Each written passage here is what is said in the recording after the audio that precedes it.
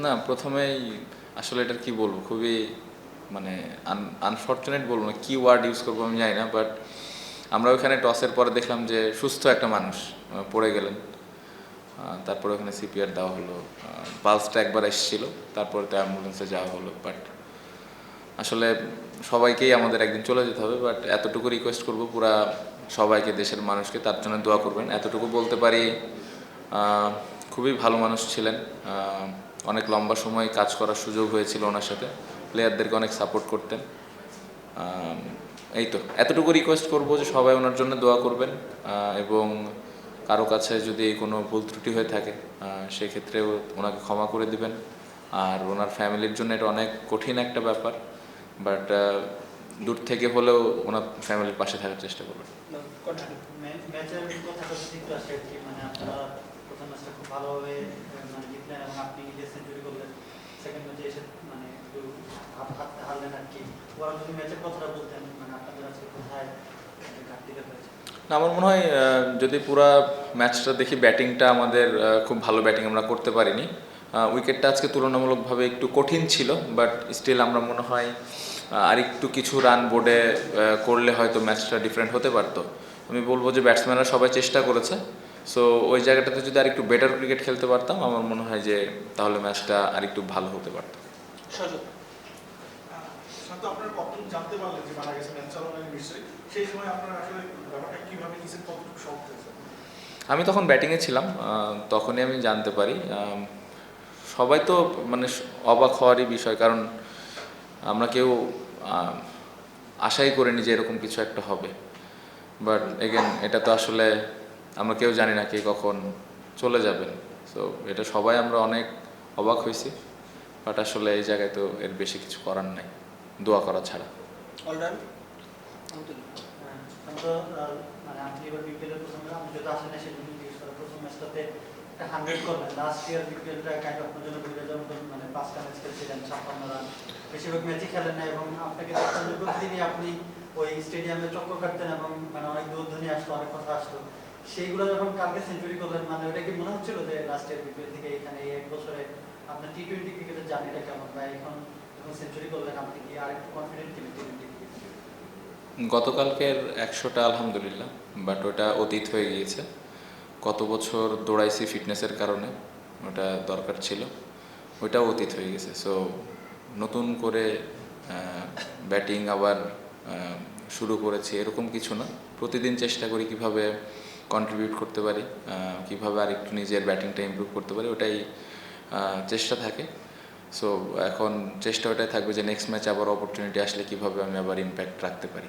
এই টেস্টের মধ্যে কি টি-20 ক্রিকেটটা একটু আলাদাভাবে দেখেন, মানে যে টি-20 এর জন্য আলাদাভাবে প্রিপেয়ার হওয়া বা গেমটাকে আরেকটু আপগ্রেড করা, মানে এটা কি স্পেশালি টি-20 এর জন্য কিছু করেন? অবশ্যই এই ফরম্যাটটা তো একটু আলাদা, আমার মনে হয় প্রত্যেকটা ফরম্যাটের জন্য আলাদা আলাদা প্রিপারেশন থাকে। সো এই ফরম্যাটটা খেলার আগে, এই টুর্নামেন্টটা খেলার আগে প্রিপারেশনের জায়গায় আমি বলবো যে ভালোভাবে প্রিপারেশন নিয়েছি, স্টার্টটা ভালো হয়েছে, বাট এগেন আরও কীভাবে কনসিস্টেন্টলি খেলতে পারি এটা ইম্পর্ট্যান্ট। বাট আমি বলবো যে যতটুকু প্রিপারেশন নিয়েছি আমার মনে হয় যে ভালো প্রিপারেশন নিতে পেরেছি। আপনি গত বছর সেঞ্চুরি করছেন, আজকেও ভালো স্টার্ট পাইছেন, আপনার কি মনে হয় যে বিপিএল দিয়ে আপনি কামব্যাক করতে পারবেন বা ওয়ার্ল্ড কাপে নির্বাচকদের একটা আস্থার জায়গায় আসতে পারবেন? আমি অনেস্টলি এই টুর্নামেন্টটা খেলছি, খেলাটা এনজয় করছি। সিলেকশন ওয়ার্ল্ড কাপে যাব না এটা নিয়ে আমি একদমই ভাবছি না, কারণ এটা আমার পার্ট না। আমি একদমই চিন্তা করছি যে কীভাবে আমি রেগুলার কনসিস্টেন্টলি রান করতে পারি এবং দলের ওপর ওই ইম্প্যাক্টটা রাখতে পারি। দেখেন, যেটা আমার কপালে আছে সেটা তো আছেই, আমার কাজ হলো পারফর্ম করা, রান করা, যেটা আমি করার চেষ্টা করব। ভবিষ্যতে যদি সুযোগ হয় খুবই ভালো, আলহামদুলিল্লাহ, যদি না হয় আবার চেষ্টা করব কিভাবে আমি কামব্যাক করতে পারি। আমার মনে হয় ব্যাটিংটা আমরা আরেকটু বেটার করতে পারতাম, ব্যাটিংটা আপ টু দ্য মার্ক ছিল না। বাট আমাদের যে ব্যাটিং ইউনিট আছে, আমার পুরো বিশ্বাস আছে যে ব্যাটিং ইউনিটটা ঘুরে দাঁড়াবে এবং আমরা খুব ভালোভাবেই বোর্ডে রান রাখতে পারবো, যেটা দিয়ে আমার বোলাররা ওইটা ডিফেন্ড করতে পারবে বা ভালো একটা অবস্থান তৈরি করতে পারবে। একটা প্রশ্ন নিব। হ্যাঁ, গতকাল আপনারা 191 চেস করেছিলেন, আজকে পরিবেশন করেছেন। তাকে এটা কি এই টিমের যে কম্বিনেশন বা টিম এফোর্টে কি কোনো আঘাত এনেছে? দেখেন, এটা তো খুবই হার্ট ব্রেকিং একটা নিউজ ছিল, সবাই শকড হয়েছে, সবাই চুপচাপ ছিল, মন খারাপ ছিল। বাট এটা তো আসলে আমাদের হাতেও নাই, এই মন খারাপটা নিয়েই সবাই ক্রিকেট খেলেছে।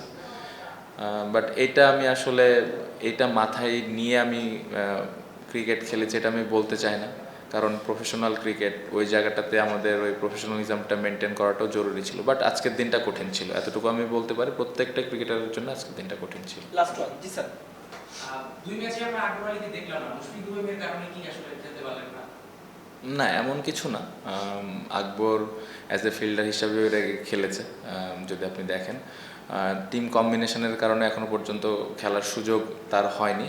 আমি যেটা বললাম যে আমাদের যে পুরা টিমটা আছে সবাই ক্যাপাবল 11 জনে খেলার মতো। সো এই জায়গাটাতে ম্যানেজমেন্ট বা আমার ক্ষেত্রে বলেন যে খুবই হেলদি একটা কম্পিটিশান প্রতিদিনই থাকে 11 জন করার সময়। এবং আকবর একটা ক্যারেক্টার, অলওয়েজ টিমের কথা চিন্তা করে, টিমের কথা ভাবে, বিকজ ও ওইভাবেই বড় হয়েছে। সো ও খুব ভালো অবস্থানে আছে, নিজেকে প্রিপেয়ার করতেছে এবং আমার বিশ্বাস ও যখনই সুযোগ পাবে ও ভালোভাবে টিমের জন্য ইম্প্যাক্ট রাখতে পারবে।